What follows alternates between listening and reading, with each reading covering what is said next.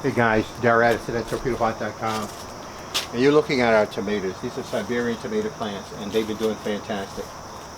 We'll take this mount to camera so you can see them later on, but right now I'm buttering them up. I think in this one planter I have 1, 2, 3, 4, 5, 6, maybe about 12 plants in this planter, maybe about 17 in that planter, and we're going to discover what we have in this one right here.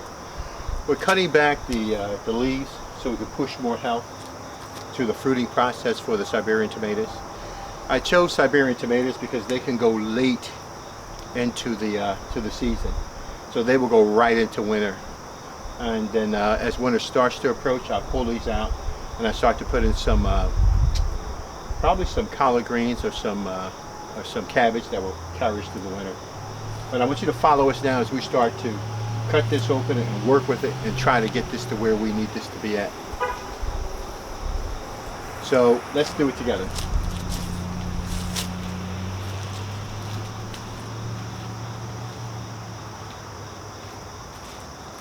Now normally your first leaves of the tomato plant are going to start browning, and as you can see from these, you're going to get browning taking place in the leaves. And we know that they're about to die. These first leaves are about to die as they start to shoot out. And so we're going to remove them early because we don't want any nutrition going to these leaves, and they're really not producing any fruit at all. So it's not really tricky. You're just simply pulling off the discolored ones. If you see discoloration, just take it off. No big deal. Slight discoloration. Sometimes I take them off also.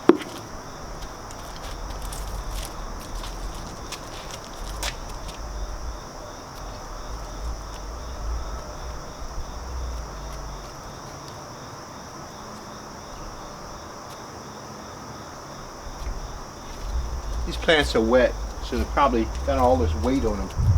When I cut these limbs off, they bounce back real well.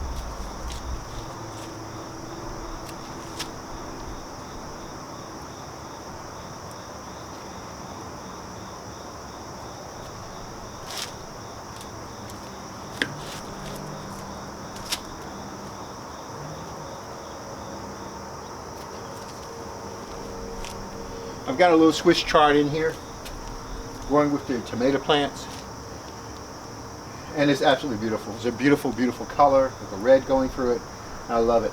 Sometimes I put plants that are not like common, like I'll put like squash or some other plants inside the, not necessarily squash, but maybe some cabbage and collard greens in the planters, and it helped me gauge the health of the planter itself, because that means that this fungal environment is doing extremely well.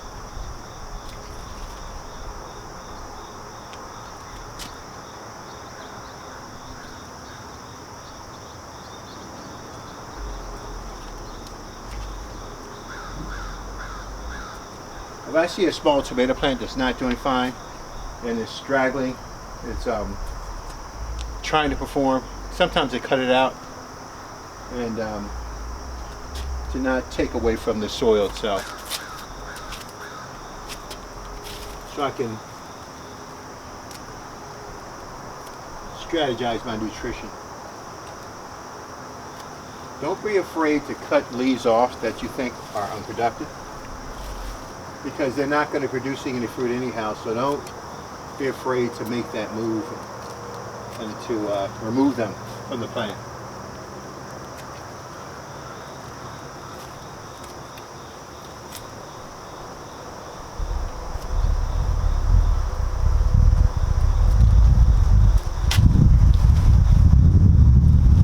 Lettuce growing in here also. Swiss chard, and we have lettuce. They're beautiful. They look good. They look really healthy. They look good. I like that. I really do like that. So,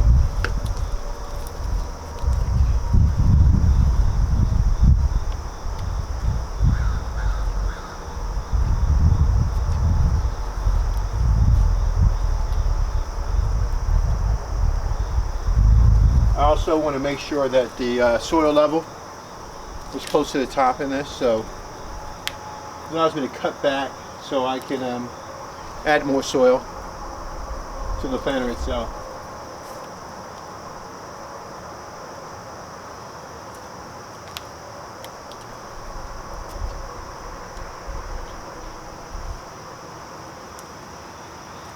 Okay, that looks pretty good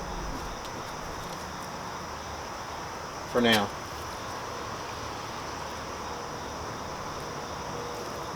Okay, so what I think I'm going to do now is to tie it up.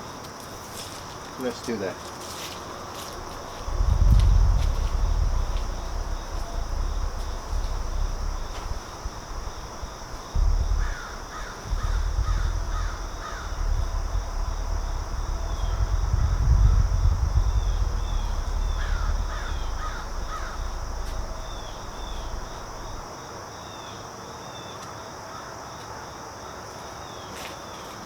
So what I normally do is lasso it around.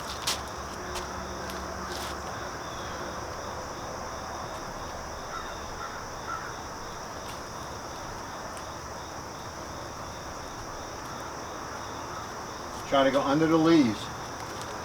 You don't want to catch the leaves.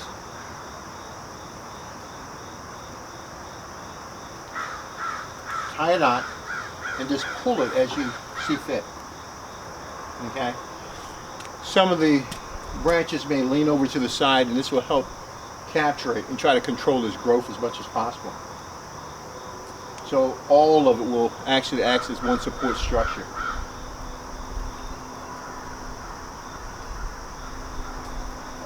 This will give me the latitude to tighten it or lessen it if I wanted to. Let's take a look at what's going on here. So I have to tell you, these look absolutely fantastic.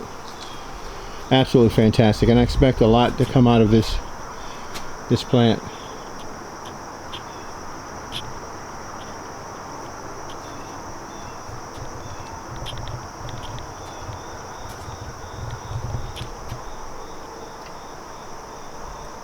We started out with about, I would say about 30 tomatoes in here.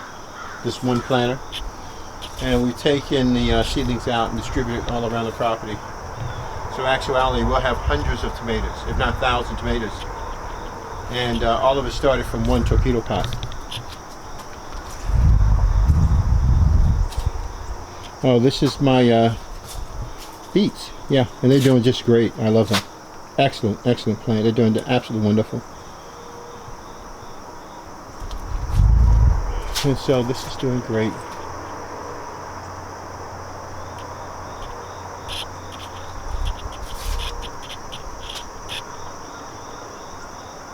Doing great, and this tomato is also doing very, very well.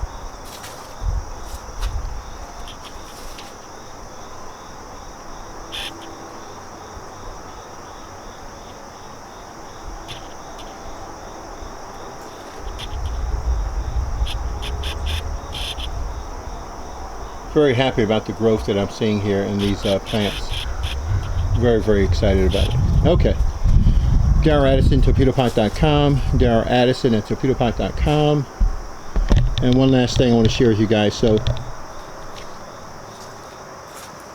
for our home growers, if you put a tomato, or in this case Swiss chard or lettuce inside your planter, it will grow.